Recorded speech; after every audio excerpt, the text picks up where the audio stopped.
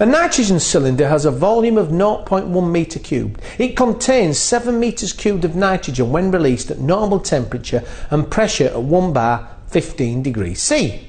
What is the pressure of the nitrogen in the cylinder at 15 degrees C? That's the first question. And the second question is, if the cylinder is heated in a fire to a temperature of 300 degrees C, what will be the pressure of the gas? And thirdly, if the gas is suddenly released, what volume will it occupy? There's 3 parts to this question. That's what you're going to do. And this is a similar question to that posed in an IFE members examination. So how do we tackle this question? Well, the first part is asking us to determine the pressure of the nitrogen at 15 degrees C.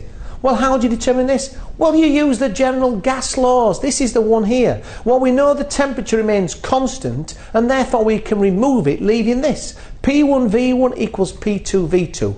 You put in your known variables. We know that the nitrogen would occupy 7 metres cubed at 1 bar, and now it occupies 0.1 metre cubed, giving transposition 70 bar. So 70 bar, that's part 1, 70 bar.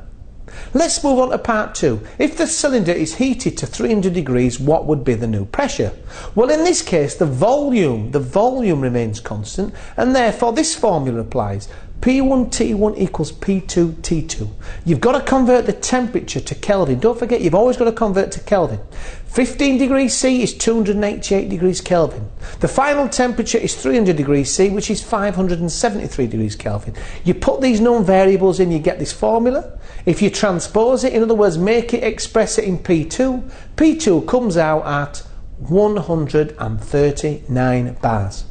So that's the second part, 139 bars. Let's look at the third part. If the gas is released, how much volume would it occupy? Well, in this case, we would assume that the temperature now remains constant. So the temperature's not changed. So the formula to apply is P1V1 equals P2V2. By transposition, if you transpose this, you can get it in this format. Put in known variables, and therefore it works out at the nitrogen would occupy 13.9 metres cubed. That's gone through all 3 parts.